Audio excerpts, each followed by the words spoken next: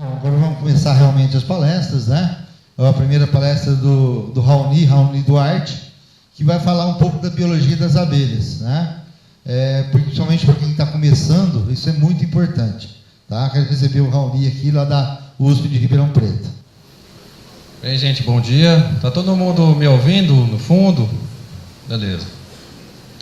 Bem, como o Celinho falou, eu sou lá de Ribeirão Preto, não sou natural de lá, mas me formei lá com o Spencer, lá na USP, no departamento de genética, onde a gente tem um trabalho forte com abelha sem ferrão por lá, né? Eu sou agrônomo de formação, fiz mestrado e doutorado com abelha sem ferrão, mais especificamente com algumas espécies de abelha sem ferrão, principalmente a borá, que é a Tetragona clavips.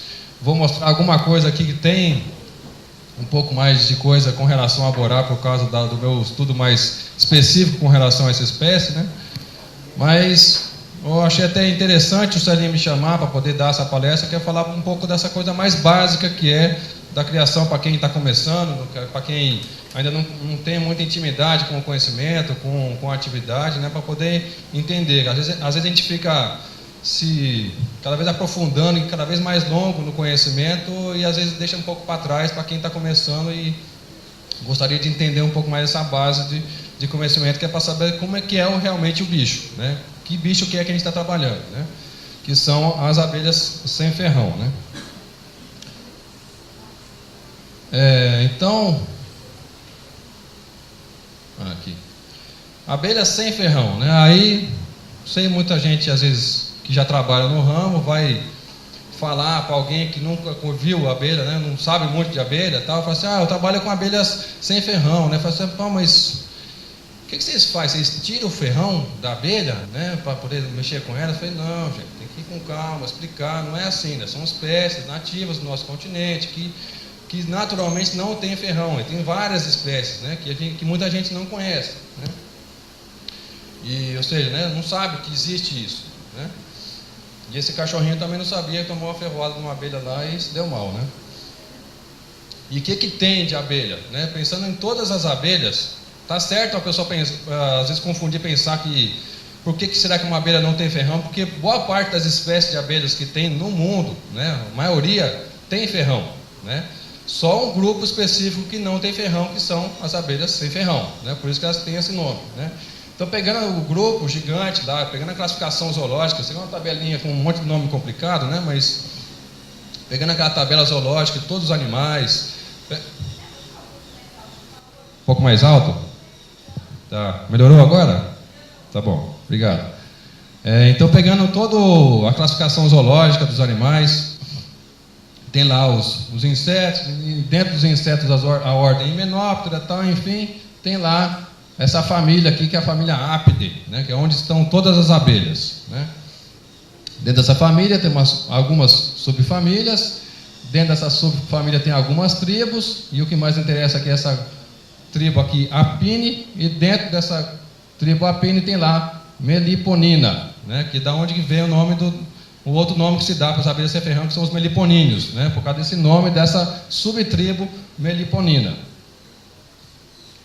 Aqui tem uma exemplificação um pouco maior dessa tribo Apine, que são as abelhas corbiculadas, né? Corbícula, para quem não sabe, o último par de pernas, todos os insetos têm 6 pernas, né? No último par de trás tem uma estrutura na perna da tíbia, que é modificada, que dá para vocês verem aqui, ó, que chama de corbícula, que é onde as abelhas carregam, coletam recursos no campo e conseguem levar esse recurso de volta para a colônia, né?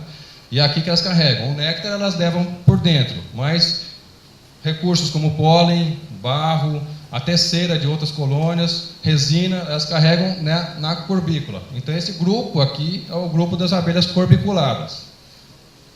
Tem essas abelhas aqui, que é da subtribo Euglossina, que são as abelhas polinizadoras das orquídeas. Geralmente elas são bem coloridas, com essa cor chamativa, parece um pouco aquela mosca varejeira, né? Mas não é uma abelha. São abelhas solitárias que podem ter uma certa associação dentro do ninho com algumas outras fêmeas colocando um ovo dentro do mesmo local, mas não são necessariamente assim. Eu não sou especialista da área, então não vou me alongar muito. Mas só para vocês entenderem o nome desse grupo aqui, que chama euglossina, porque glossa é a língua das abelhas. E essas abelhas têm uma língua bem comprida. Vocês podem reparar aqui nessa foto aqui de uma abelha que já está morta, do tamanho que é a língua, né? Bem comprida mesmo. Então por isso que tem até o nome de um gênero também, que é euglossa. Aqui tem o grupo das bombinas, que são umas mamangavas que já são sociais, têm uma certa socialidade. E tem essas duas primeiras aqui, são espécies que são nativas do Brasil, pouca gente cria elas. E essa última aqui, a Bombus terrestres, é uma abelha que já tem uma criação até em escala industrial na Europa, que é uma abelha nativa da Europa. O pessoal vende e exporta essa abelha, principalmente para polinização em estufa de tomate, mas não só de tomate, mas principalmente por causa do tomate, porque essa abelha tem uma capacidade de vibrar a flor do tomate, e por ser uma colônia, o pessoal consegue recriar ela em laboratório e vender, e exporta até de avião. Aqui tem o grupo Apina, que tem principalmente a Apis mellifera, que é a abelha mais conhecida, africanizada, Europa, né? O pessoal conhece, abelhas que vieram da Europa e vieram da África, e depois teve a sua certa mistura, né? Que é a abelha Apis mellifera. Tem outras espécies de Apis, né? Principalmente na Ásia, essa daqui, mais uma que está faltando aqui. Mas são abelhas que são sociais, produzem mel, produzem bastante mel, e colônias grandes, bem populosas, e são as mais conhecidas, né? E aqui nosso grande grupo, que é do nosso seminário, da nossa pesquisa, tudo mais, que é essa abelha sem ferrão, com um monte de espécies que a gente tem para conhecer, né? Com vários nomes científicos, por causa da sua diversidade que tem. Então, pegando as abelhas sem ferrão, onde que elas estão no mundo, né? Pegando um mapa mundi aqui e tal, dentro dessa faixa mais escura aqui, que é uma faixa que a gente chama de faixa neotropical, que é onde está distribuída a maioria dessas espécies de abelhas sem ferrão. Tem aqui nas Américas, existe na África tem um pouco também, na Ásia também, no Sudeste Asiático aqui e na Austrália, tem algumas espécies. Só que a maioria dessas espécies estão aqui na América, tá? A maior diversidade de espécies de abelha sem ferrão do mundo está aqui, né? Para mim, isso aí eu considero uma responsabilidade muito grande da gente, de ter eventos desse tipo, de ter pesquisa com relação a isso, porque isso é nosso, né? Principalmente na Amazônia, tem a maior diversidade de abelha sem ferrão do mundo, né? Então, isso aí é uma responsabilidade para a gente cuidar disso, se informar sobre isso, para poder conseguir se conservar e manter esses bichos por aí, né?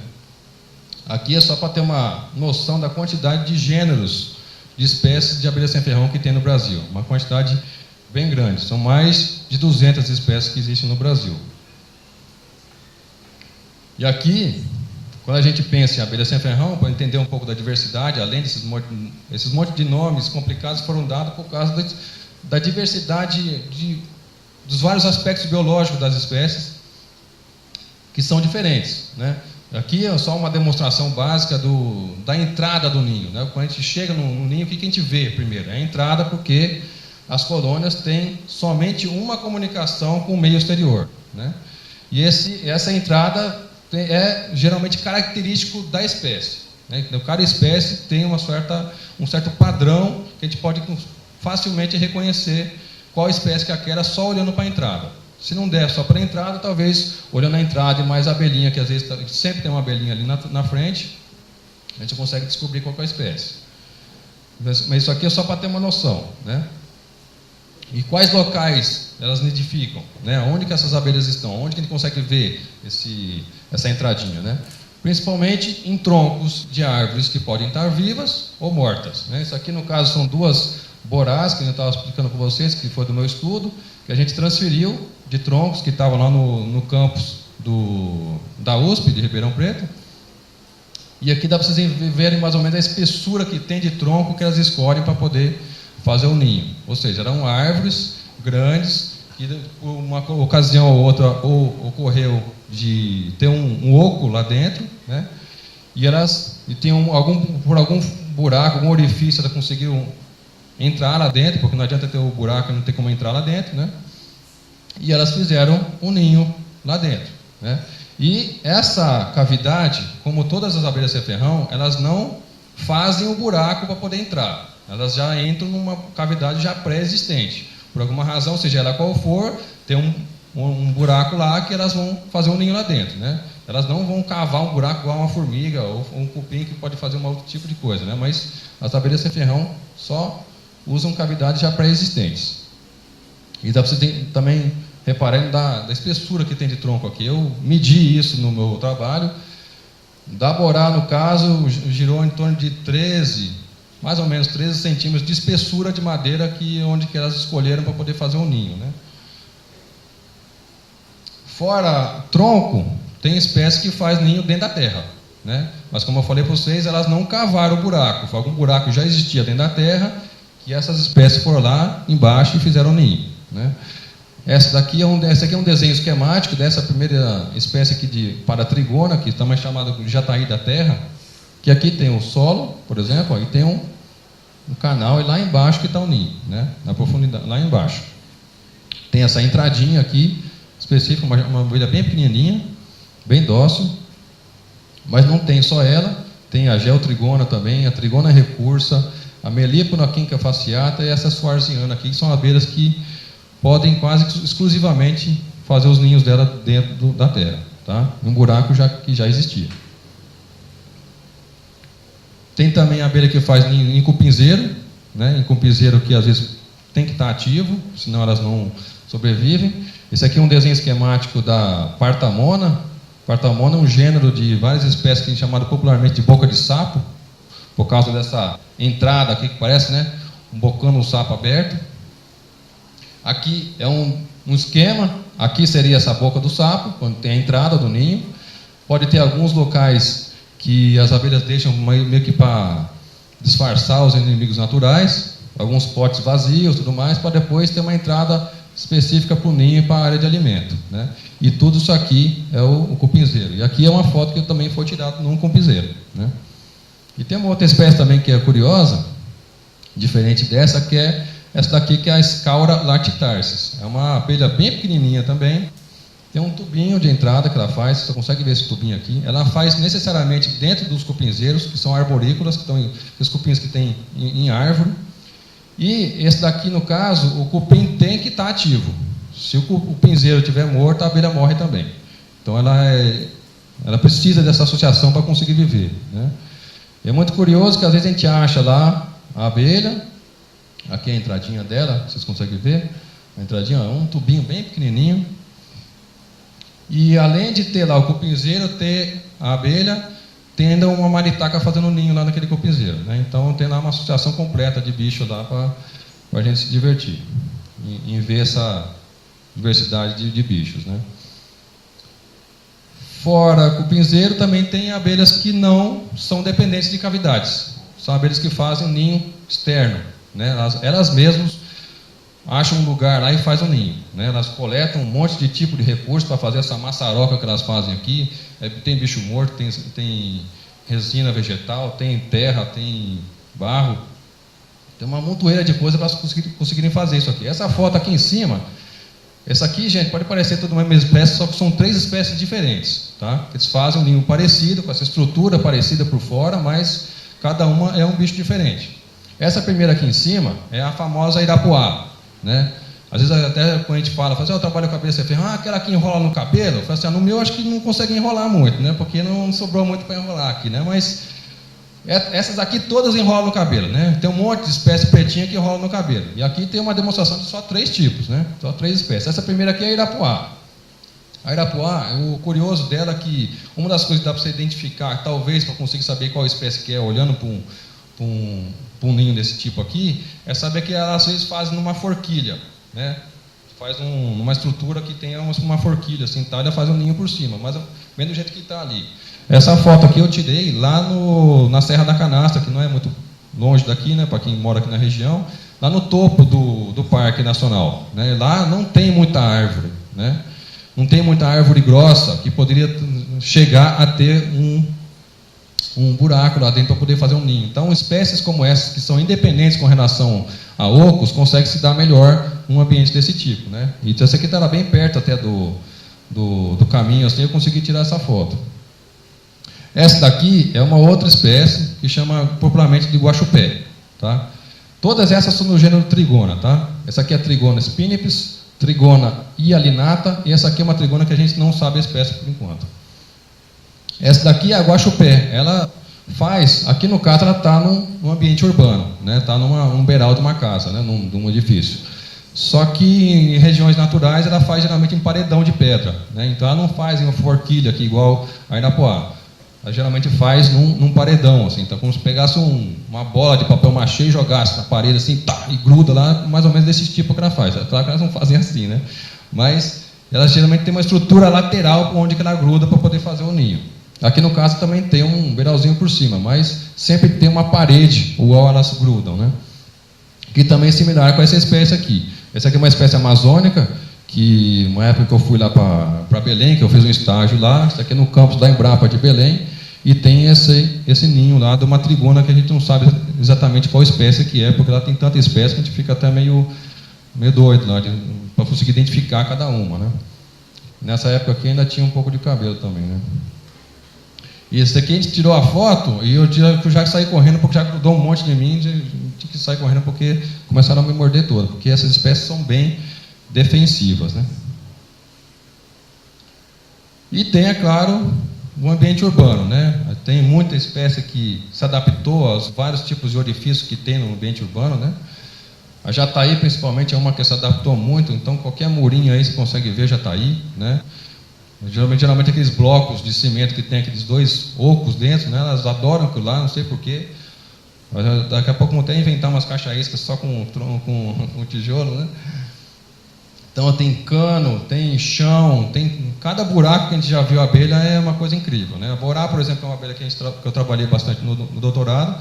Eu achei uma no chão, tem um buraco que parece como se fosse um buraco de um bueiro, mas era um buraco onde passava um fio, coisa assim e tal, que tinha um diâmetro mais ou menos desse tipo assim. E a abelha entrava por um cano que ia mais ou menos um pouco maior que assim. Ela entrava para lá e fazia um ninho embaixo do chão. Sabe? Uma coisa que a gente nunca imaginava. Eu tirei dentro de uma chaminé também, uma borá, né? Além dos montes que eu tirei em tronco, né? Então, só para vocês verem a diversidade de buracos que elas encontram lá, acham interessante e faz um ninho lá dentro, né? Então, isso aqui é um ambiente rico. Um ambiente urbano, apesar de não ter floresta, pode ser um ambiente rico em relação a locais de nidificação. Aí, quando a gente abre a colônia lá dentro, o que é que a gente vê? Né? O que tem lá dentro, né? Esse aqui é um desenho básico, um esquema básico do ninho de abelha sem ferrão. O que ele tem aqui? Principalmente, começando, o orifício de entrada, que é o que a gente vê, né? O que a gente vê do lado de fora, que é a única forma de comunicação dela com o meio exterior, né? Tem lá o seu ornamento na porta de entrada, que é típico para cada espécie, né? Sempre, na maioria das vezes, sempre tem uma abelhinha ali, pelo menos uma ou mais abelha que fica sempre de guarda ali, olhando quem está chegando, quem está saindo e tal. E tem, para dentro, um tubo de entrada ou um túnel de ingresso, que ele geralmente é compridinho, nunca é curtinho igual desse tipo assim. Ele tem lá por volta de uns 5 a 10 centímetros, vai depender um pouco da espécie, de onde que ela está nidificada, mas sempre elas fazem um túnelzinho. Esse túnelzinho serve para defesa delas, porque se um inimigo natural for entrar por ali, vai esbarrar com um monte de abelha no meio do caminho, que ajuda a se proteger, e também para a entrada de luz, né? Geralmente esse túnel não é reto, geralmente tem alguma curva assim tal que impede também que a luz entre aqui dentro, porque tudo isso aqui é escuro, né? Totalmente escuro. Então as abelhas vivem boa parte da vida delas no escuro, né? Só depois de uma certa idade que elas podem sair para o campo e ver a luz. Se o orifício for maior do que elas necessitam, elas dão uma fechada. Pode ser embaixo, pode ser em cima, depende do buraco que elas estão, né? Então elas pode fechar só numa lateral. Eu já vi numa caixa, por exemplo, que era muito grande, mas já está aí, fez uma capa de própolis assim, né? Dependendo da espécie, ela pode usar própolis, pode usar barro também misturado com própolis e vai fechar essa entrada e vai formar o ninho aqui dentro. Então, o que a gente tem aqui no coração da colônia, que é a área de cria, tá? Esse aqui é um desenho esquemático para boa parte das espécies, mas vou mostrar um pouco as diferenças que tem entre boa parte delas também. E toda essa estrutura que tem aqui interna é formada por cerume, que é uma mistura de cera que as abelhas mesmas produzem através de das glândulas que tem no abdômen, produzem aquelas plaquinhas de cera, misturam essa cera com a resina vegetal que coletaram no campo e fazem o que a gente chama de cerume. Por isso que se dá o nome de cerume, não necessariamente só de cera, né? Que nem a Apis mellifera, por exemplo, que a estrutura dela, né, é só de cera, não tem misturada a resina. Então tudo isso aqui é feito de cerume. Então o que tem aqui no meio é onde está a rainha, botando o ovo, nas células de cria, onde toda abelha nasce, e a rainha está botando o ovo. E aqui é a parte mais importante, geralmente as células de cria são dispostas na forma de discos, ou favos, que são horizontais, sobrepostos um em cima do outro.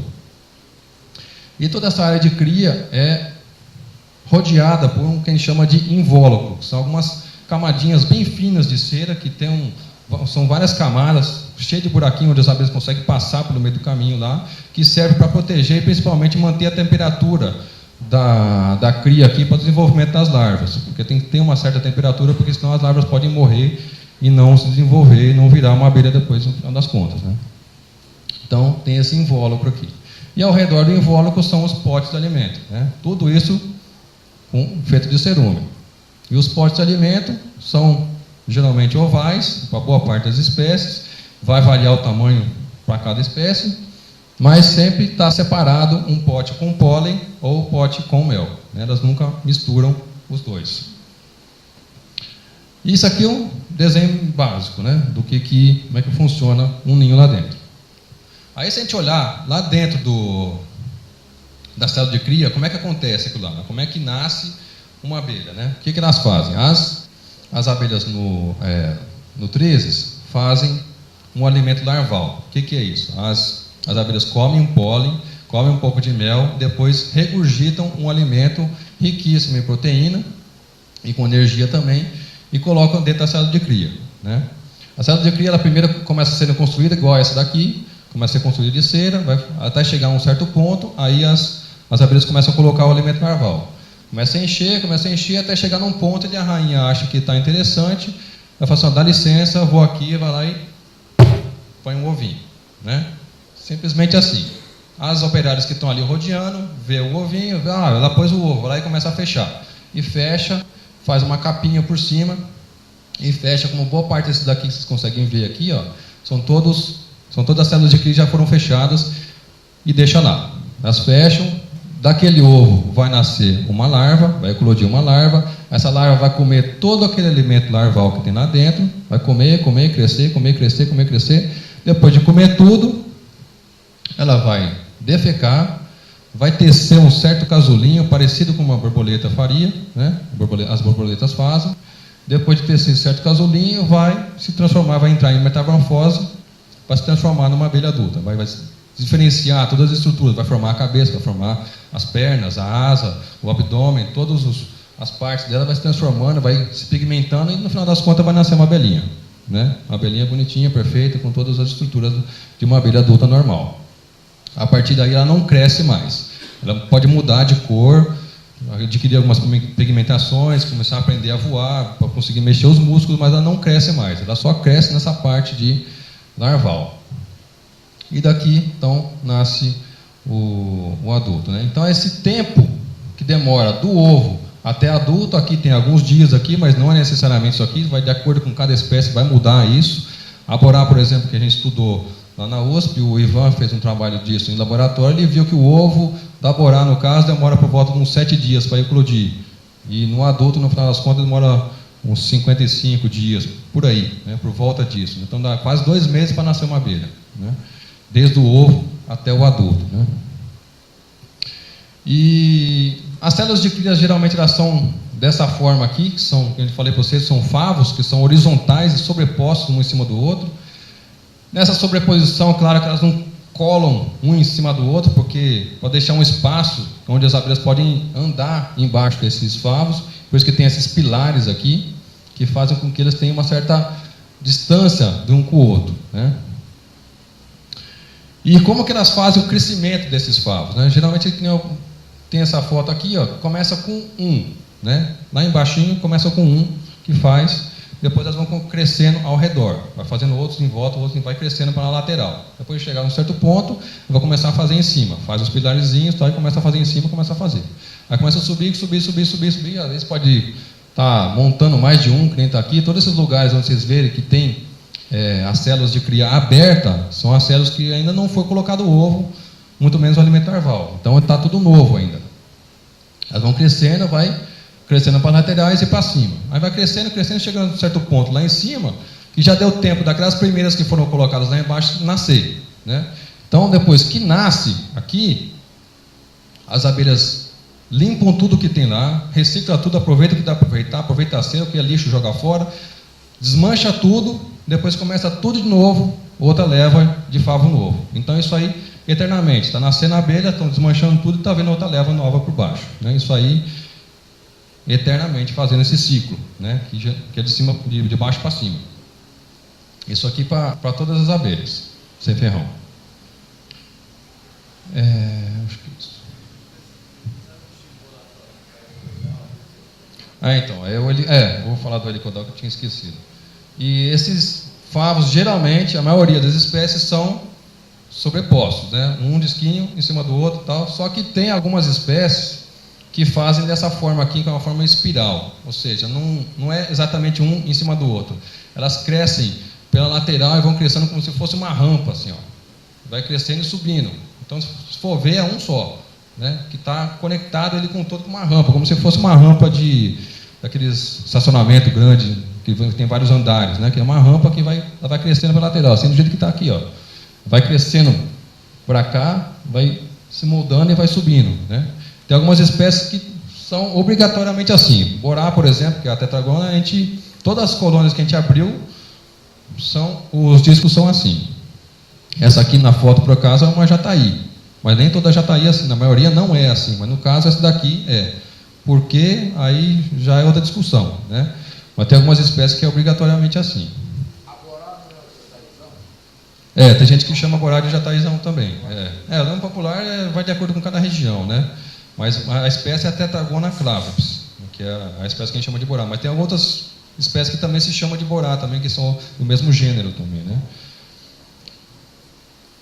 E fora esse helicoidal, para complicar um pouco mais, esse desenho de baixo aqui são os favos sobrepostos um em cima do outro, né? Mas tem espécie que faz desse jeito aqui, ó. Parece uma certa bagunça, uma coisa meio aleatória assim tal, que a gente chama de cria em forma de cacho, que parece um cacho, né? Isso aqui é tudo cria. Cada bolotinha dessa daqui é uma célula de cria que é onde vai se desenvolver uma abelha.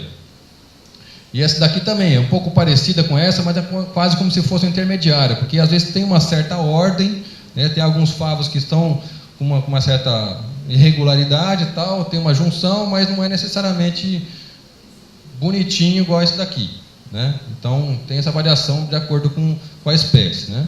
Mas a maioria é desse jeito de baixo aqui, tá? Eu vou mostrar para vocês as espécies que formam desse tipo aqui, tá? Determinação sexual, né? Dentro daquela célula de cria lá, como é que a gente sabe o que é que vai nascer a abelha, macho, o que vai nascer fêmea, o que vai nascer operária, rainha, como é que acontece isso, né? O sistema de determinação sexual que a gente chama de todas as abelhas, não só as abelhas, mas por parte desse grupo, que a gente chama de haplodiploidia, né? O que significa isso, né? Significa que os machos, para nascer macho, a rainha coloca um ovo que não tem a participação de um espermatozoide. É um ovo não fecundado, dá origem ao macho, que ele é haploide, ou seja, ele só tem uma carga genética, né, só um N. E os ovos que forem fecundados com espermatozoide têm uma carga 2 Ns, são diploides e eles se tornarão fêmeas. Dessas fêmeas podem ser operárias ou rainhas, né? Simplesmente assim, né? Por isso que chama haplodiploidia, ok? E dentro das fêmeas, como é que faz nascer aquele ovo lá de fêmea, vai ser rainha ou operária, né? O que vai fazer com que o mesmo ovo, né, pode virar uma abelha desse tipo aqui ou uma abelha desse tipo aqui, né? Ou seja, uma rainha, né? Vamos lá então. Aí que começa a ficar interessante aqui, que é a determinação de castas, né? Casta é ser rainha ou operária. Aí tem um primeiro grupo, que é o mais simples, que é do gênero Melípona. Só do gênero Melípona que acontece isso, são várias espécies de Melípona, mas todas elas acontece isso, que tem um fator genético que faz com que aquele ovo seja rainha ou operária. Então o que acontece aqui é que todos os ovos aqui todas as células de cria são iguais, só que até 25% do que nasce aqui nasce rainha. Tá? Então todo favinho que você encontrar de uma melípona lá dentro vai nascer uma rainha. Né? Tem rainha nascendo todo dia lá, praticamente. Só que só uma rainha sobrevive, né? Só uma rainha perdura no ninho lá. Então o que acontece? As rainhas elas matam. Tá? O que tem de sobra lá mata tudo. Tá? É meio triste falar, pô, botando um monte de rainha, que desperdício, né? Mas é isso que acontece. São milhões de anos de evolução, não vou discutir com esses bichos, né? Mas o que acontece é isso. Então, se a gente pegar um favinho, por exemplo, de uma melípona e abrir, quando está prestes a nascer, que as pulpas aqui estão começando a se pigmentar um pouco, consegue já ver a coloração do olho, que é o que começa primeiro. Vocês veem aqui, ó, que onde tem esses bichinhos que tem os olhinhos menores, onde tem os olhos menores, que são as rainhas, onde vai nascer a rainha. Então, está tudo meio aleatório aqui, porque é o fator genético, a rainha não escolhe na hora que ela está pondo o ovo. Pelo menos a princípio a gente acha que não, né? Mas onde tem essas abelhas com olhos maiores são as operárias, onde tem esses olhinhos pequenos são as rainhas que vão nascer, né? E elas têm esse jeitão aqui, ó. Tem um tamanho bem parecido uma com a outra, né? Porque elas nascem de uma célula de mesmo tamanho. A rainha é até um pouquinho menor, então o abdômen é até um pouquinho menor quando ela nasce, né? Porque ela ainda está virgem. Mas depois ela cresce e fica bem maior que uma operária depois de fecundada, né? Mas assim é um aspecto meio geral delas aqui, né? Isso dentro de melípona. E quais espécies de melípona que a gente tem natural na nossa região, para vocês saberem qual espécie que é que tem esse jeito, né? Essa forma de determinação de como que nasce uma rainha é muito importante, principalmente quando a gente vai fazer uma divisão, uma multiplicação, né, de uma colônia artificial, que para poder pegar o favo, para poder nascer uma rainha, né? Então, qualquer favo de mandaçaia ou qualquer outra espécie que eu vou mostrar para vocês aqui, vai nascer uma rainha. Então, é muito fácil conseguir multiplicar, pelo menos com quando a gente está se preocupando com isso, como que vai nascer uma rainha naquela colônia, né?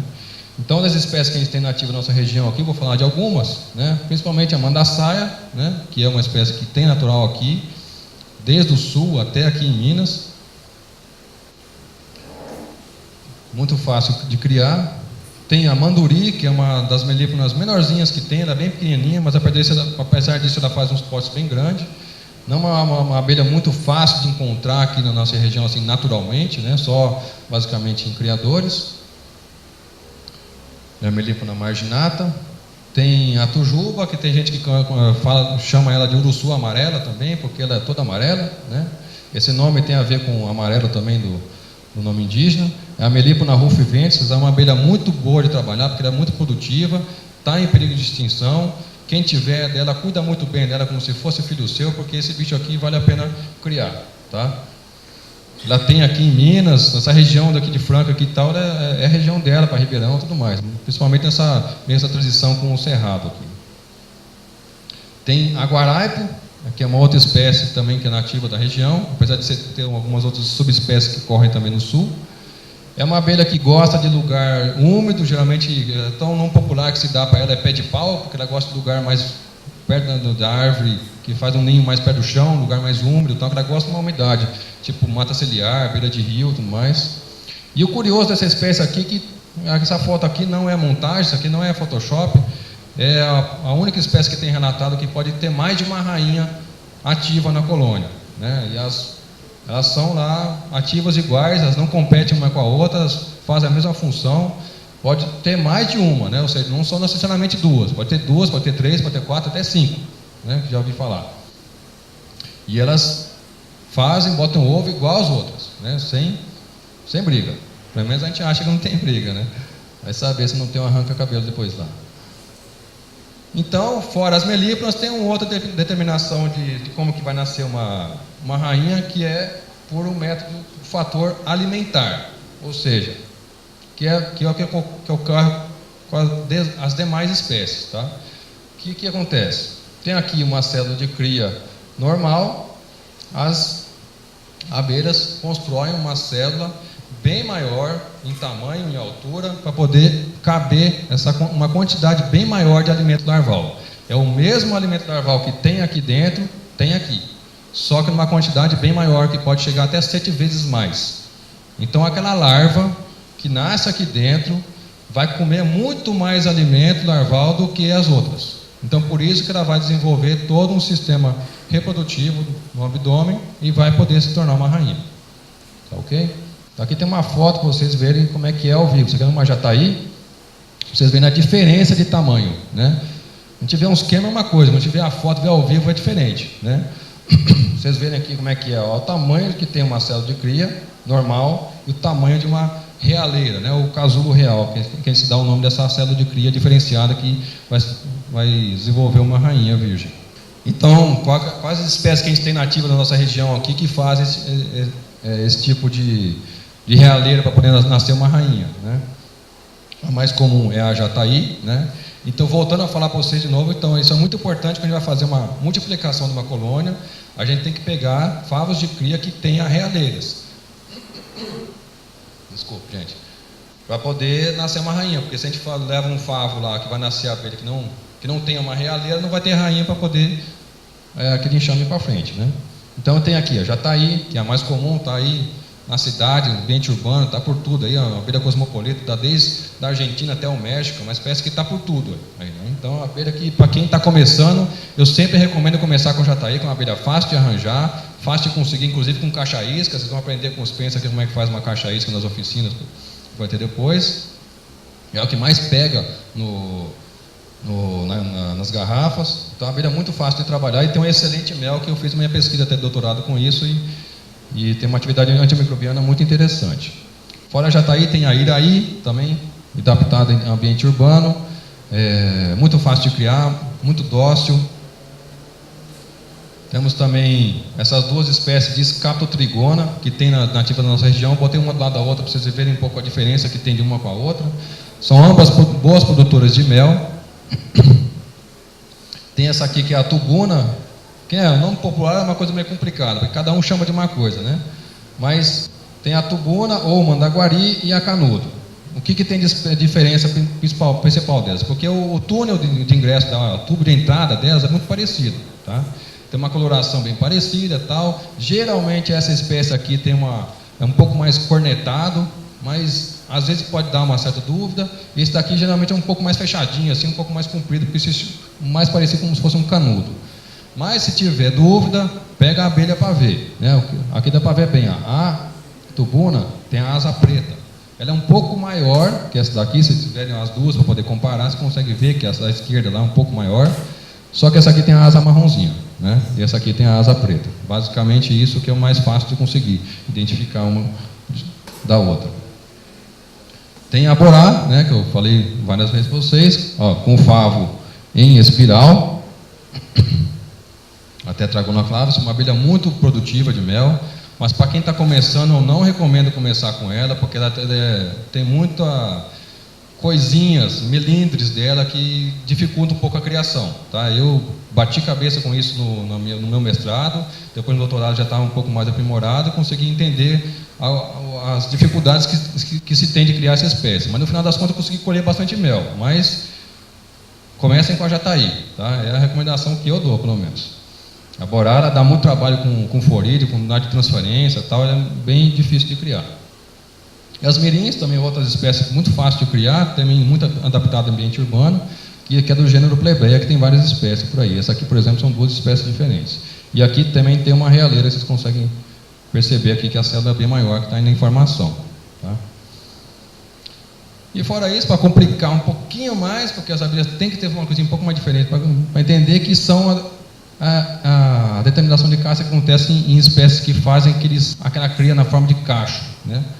Como que elas fazem isso? Também é por uma maior quantidade de alimento, só que o sistema é um pouquinho diferente. O que elas fazem? As abelhas constroem uma célulazinha normal aqui, mesmo tamanho que todas as outras, com a mesma quantidade de alimento, e a rainha põe um ovo lá, nasce uma larvinha. Quando elas querem fazer uma rainha, elas adicionam uma outra célulazinha adjacente àquela lá, só com alimento e sem ovo, tá?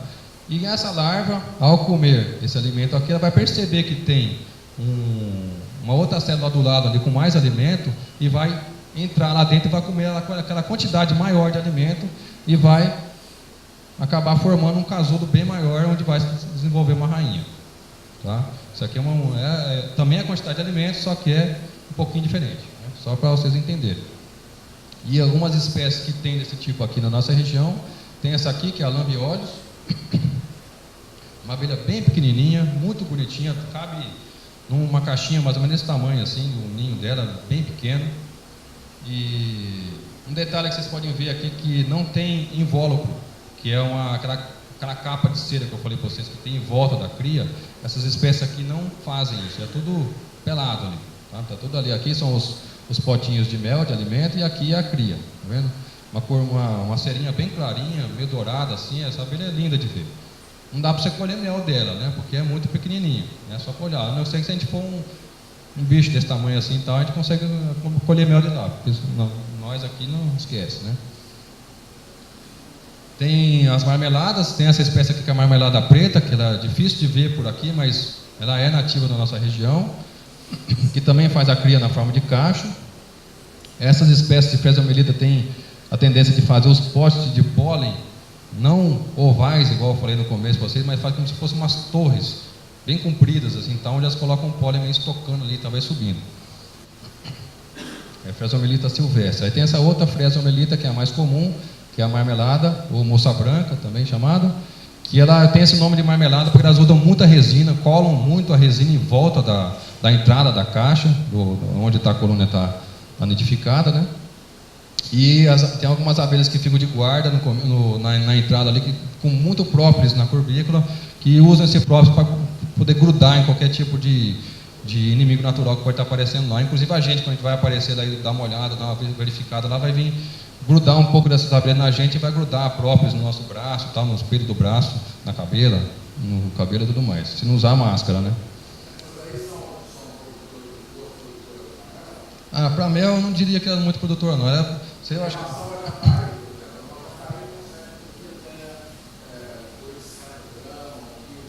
isso vai depender do lugar, do manejo, né? Mas por volta disso.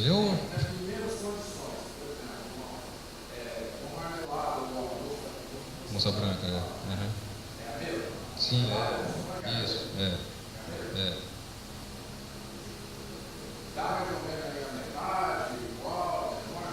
Olha, eu não sei te dizer. Não, porque isso aí, eu até fiz no meu doutorado, eu fiz uma pesquisa só que eu não incluí a marmelada, então não sei te dizer para comparar uma com a outra no mesmo local, né? Então, isso vai diferenciar muito. E o engraçado da marmelada também é que o mel dela é um dos méis mais diferentes de todas as abelhas sem ferrão que tem, né? Porque boa parte dos méis das abelhas sem ferrão ele é bem mais aguado, né? Tem mais água, né? Esse da marmelada não, ele é bem denso, sabe? Ele é bem grosso, não escorre, se virar assim ele não escorre, fica quase como grudado. Às vezes até um pouco mais denso que o de apis. Ele é bem denso mesmo, sabe? A concentração de água é bem menor. Então, mas eu nunca vi nenhum trabalho também falando da produtividade de mel de marmelada. Até hoje eu nunca li. Pode existir, mas eu não vi.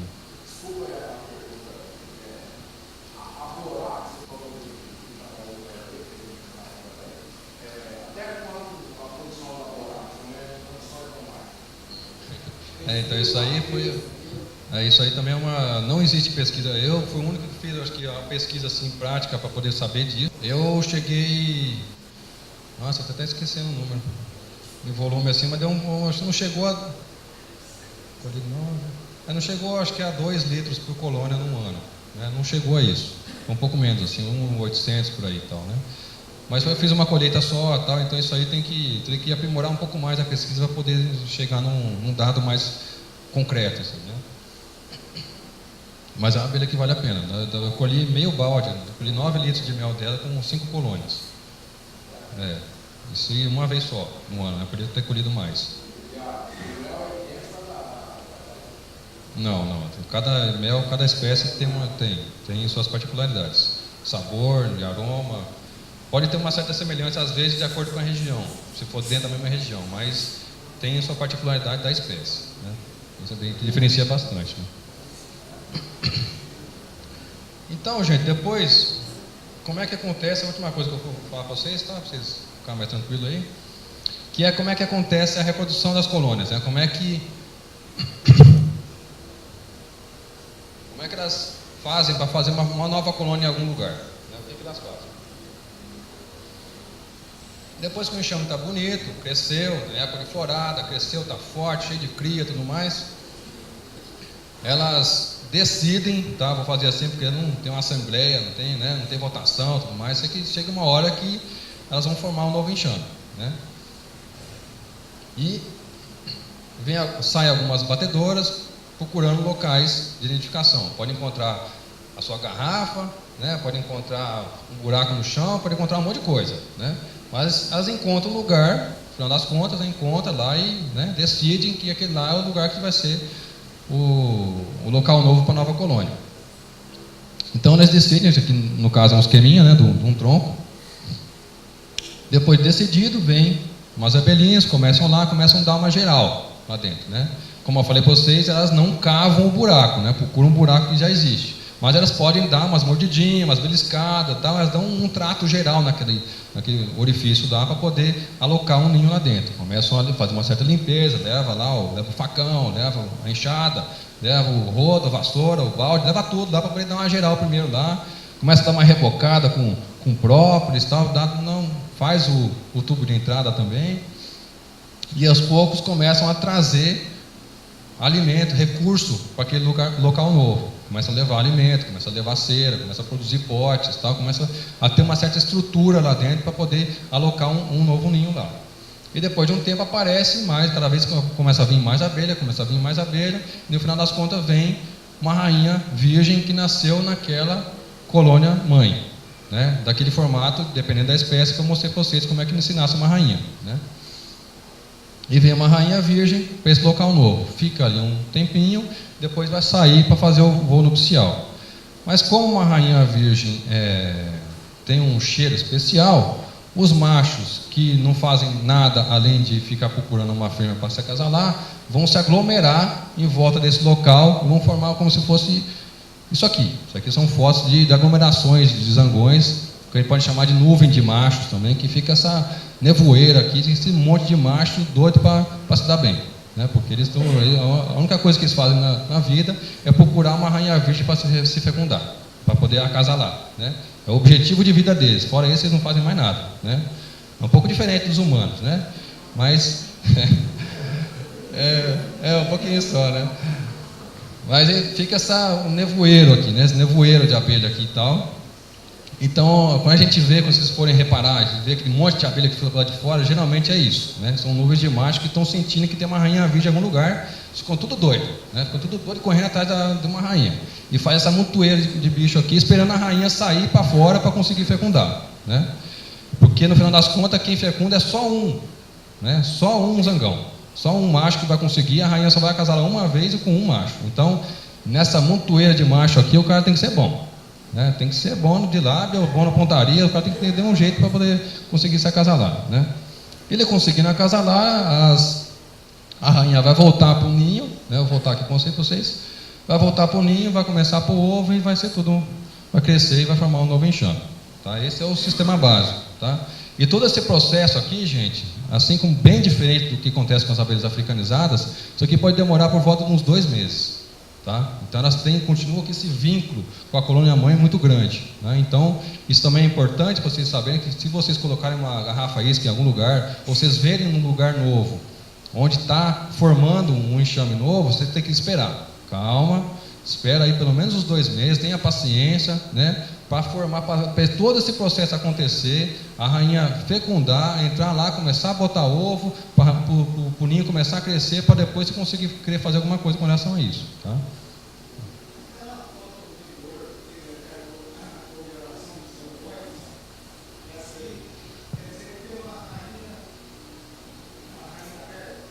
Sim. Geralmente é uma rainha perto que está por ali, por isso que eles sentem o cheiro de longe e vão lá atrás, né? Aí fica ali rodeando, né? Pode ser que não seja um ninho novo que pode estar formando ali, pode ser que sente um cheiro, não, mas geralmente é um ninho novo que está formando por ali perto.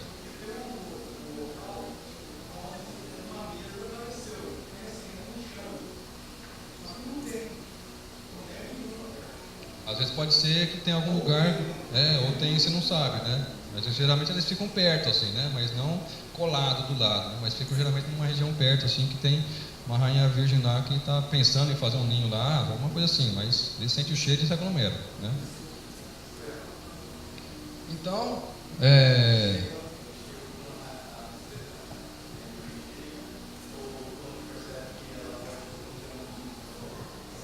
já não sei dizer. Não sei. Tem gente que é especialista em zangão. Até no seminário lá de Ribeirão teve uma moça que falou só de zangão, né? Fiquei ter perguntando para ela, porque eu também não peguei tudo, então não sei dizer necessariamente isso, né? É um detalhe que não vou te falar, porque senão posso estar enganado, né?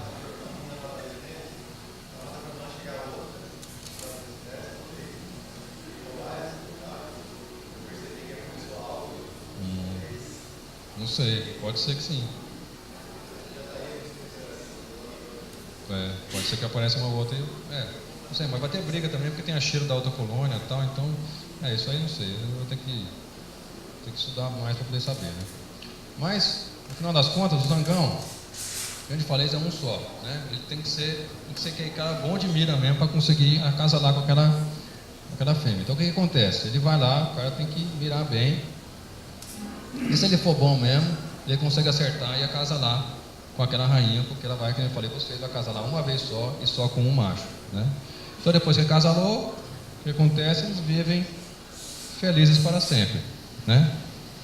Só que não, porque ele morre, né? Depois de acasalar, ele morre, casalou, morreu, a rainha fica viúva, de tão gorda, não consegue mais sair de casa, não consegue mais voar, nem para dar uns beijinhos, né? E só fica em casa fazendo filho, né? Botando ovo o dia inteiro, né? Só isso que as faz, né? Só que não é tão triste assim, né? Porque se ela for uma boa mãe, o chame vai crescer, vai dar bastante cria, as abelhas vão trabalhar, vão coletar bastante alimento, vão fazer um monte de mel, né? Tem crias fortes, né? Chames fortes, mas desse tipo aqui, com bastante alimento, com bastante cria, com bastante mel, a gente pode ir lá colher, né? Elas não fazem isso para a gente, elas fazem para elas, né? Mas a gente vai lá e rouba esse mel, né? Mas, e no final das contas vão fazer o papel mais importante delas, que é fazer a polinização, né? Esses bichos estão aí há milhões de anos fazendo polinização, ainda fazem até hoje, né? Então, esse sucesso, né, de reprodução, e elas estão aí esse tempo todo aí, no final das contas, o que ela mais faz de bom é visitar as flores e carregar o pólen e fazer a polinização. Você pergunta? Não? Encerrou. É isso aí, gente. Oi.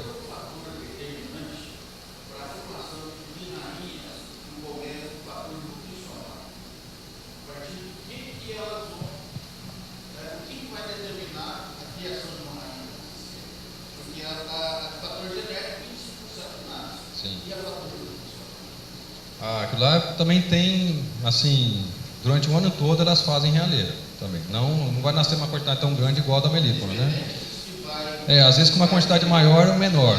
Isso é uma coisa que aí dá para entrar em discussão, né? Eu não pesquisei isso, para poder te falar a verdade, né? Teve alguns colegas meus que mediram isso para ver se tinha uma época do ano que tinha uma maior quantidade de realeiras do que outras, para conseguir tentar inferir, ver se isso tem a ver com a oferta de alimento e tudo mais. Mas para mim, isso ainda está meio nebuloso, sabe? Para saber o que é que faz com que elas fazem mais realeiras ou não. Isso aí não pode ser a falta de rainha, com certeza seria, né? Mas não necessariamente será isso. Isso eu não sei te dizer. Após eclodirem, os zangões ficam na colmeia um tempo ou eles já ficam para fora mesmo da colmeia? Eles ficam um pouco tempo, depois já são expulsos. E eles se alimentam fora como? Com néctar, né? Com néctar de flor. Foi.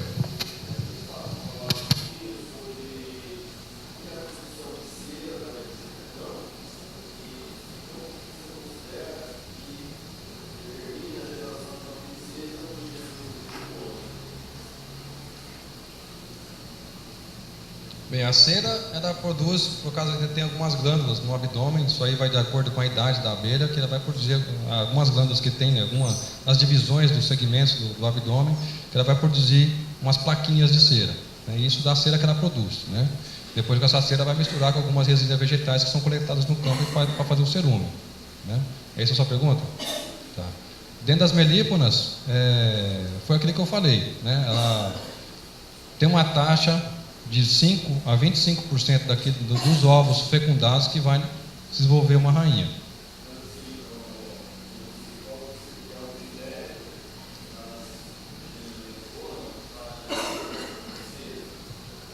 O critério é genético. É aleatório, entendeu? Porque é por causa do cruzamento genético que tem ali na hora da divisão dos cromossomos ali e tal, para poder fazer o óvulo e tudo mais, uma parte vai para um lado, uma parte vai para o outro, então alguns nascem operários e outros nascem rainhas, né? É um fator genético, né? Oi.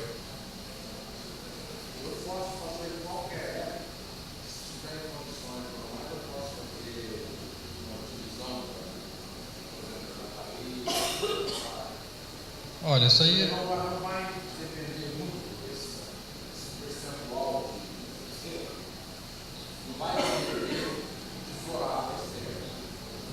Pode ser que sim ou pode ser que não. Ainda está meio duvidoso.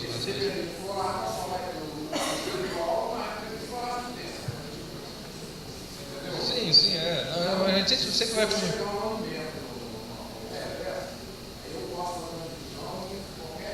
Desde que tenha a realeira, né?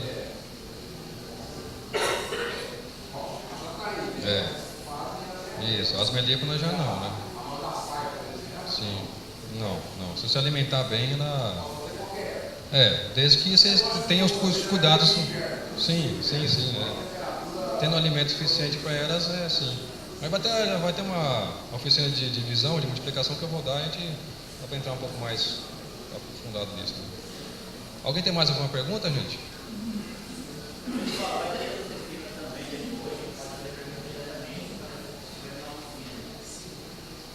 Então é isso, gente. Eu tinha para falar isso. Tomara que vocês tenham aprendido um pouco mais com relação a essas coisas aqui que eu falei. Isso aí, obrigado.